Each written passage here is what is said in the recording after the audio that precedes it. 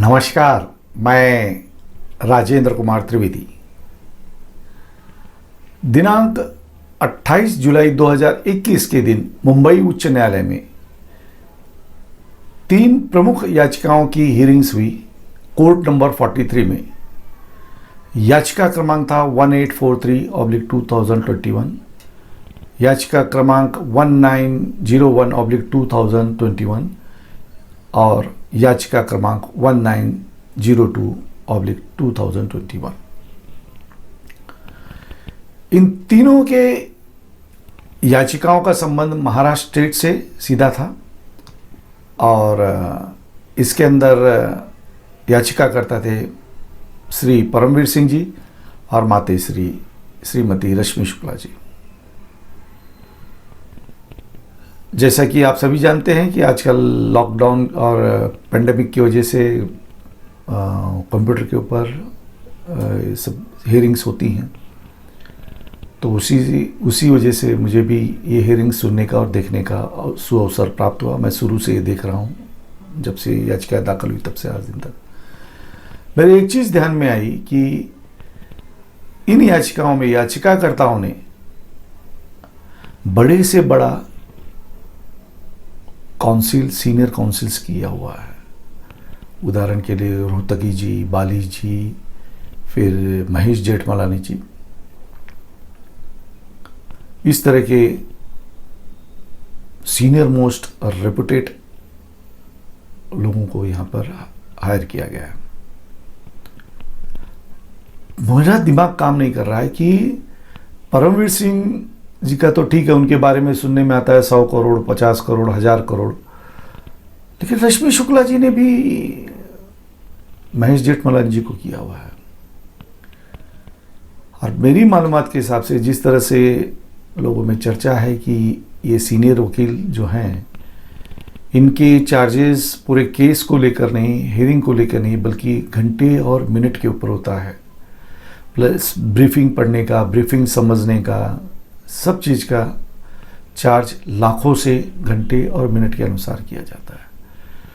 तो ऐसी परिस्थिति में इतना बड़ा खर्चा ये कैसे अफोर्ड कर रहे हैं?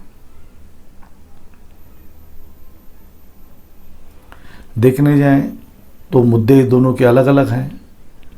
परमवीर जी के अलग हैं, रश्मि शुक्ला जी के अलग हैं, लेकिन दोनों के वकील एक ही हैं।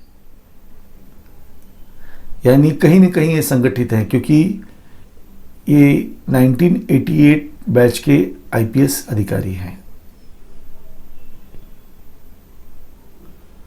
और यदि ऐसा कहना है कि जेठमलानी जी यह सब ये अफोर्डेबल रेंज के अंदर में हैं, तो मेरी विनती है कि मुझे भी कुछ केसेस प्रिंसिपल के बेस पे जनहितार्थ, देश हितार्थ दाखिल करने हैं। तो यदि वे अफोर्डेबल रेंज में हैं तो मेरे लिए भी क्या वे केस लड़ेंगे। बस इसी माध्यम से मैं उनको ये संदेश पहुंचाना चाहता हूं। दूसरा, मैं 28 जुलाई को जो मैंने माननीय 43 कोर्ट के जज साहब के इनकी शालीनता, जो उनका हम्बलनेस कोर्ट का मैंने देखा, वाकई काबिल तारीफ था।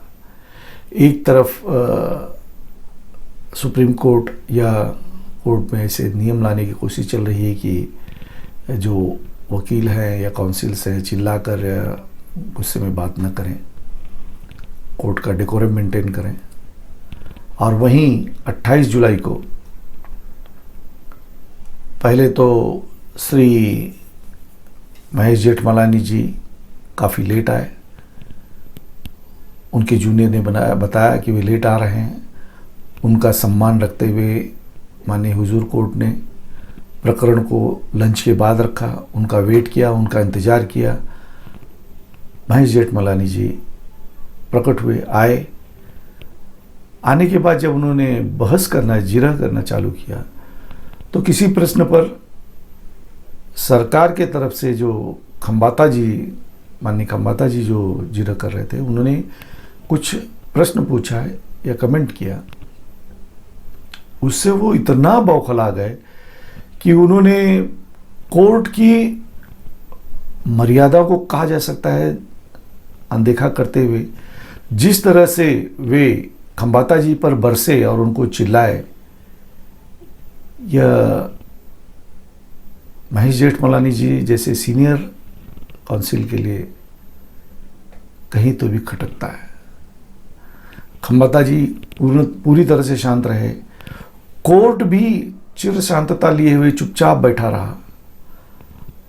मात्र अंत में बड़े ही दबी जबान से माननीय हुजूर कोर्ट ने महेश जेठमलानी जी से उस बारे में उनके सांत्वना देने की कोशिश की, भाई आप नाराज हो गए। इस तरह से कोर्ट ने काफ़ी शालीनता के साथ उनके साथ व्यवहार किया। पर पूछना चाहता हूँ कि कोर्ट हर एक के साथ ऐसा व्यवहार करेगी क्या?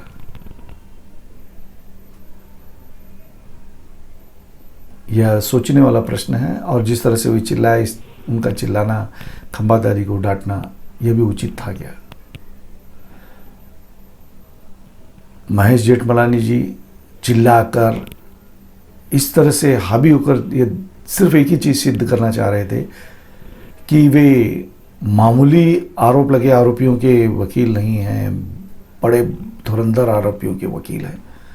और वे सिद्ध करके रहेंगे कि परमवीर सिंह जी और माते रश्मि शुक्ला जी ये एक विशल ब्लोअर हैं। वे उन्हें विशल ब्लोअर की संज्ञा दे रहे थे। हो सकता है, लेकिन जिस तरह से उनका रवैया, उससे ऐसे ही लग रहा था कि डायमंड स्टडेड गोल्ड विशल वापरा जा रहा है कहीं। और इस तरह के अगर विशल ब्लोअर कुछ और महाराष्ट्र में पैदा हो जाए तो महाराष्ट्र धन्य हो जाएगा। मेरी विनती है कोर्ट का मान सम्मान किया जाए और यह अफोर्डेबल रेंज में मुझे महेश जेठमलानी जी या रोहतगी जी नियमानुसार कायदे के काम के लिए मदद करें तो मैं उनका आभारी रहूँगा। मैं यहीं अपने शब्दों को पूर्ण विराम देता हूँ। जय हिंद, जय महाराष्ट्र।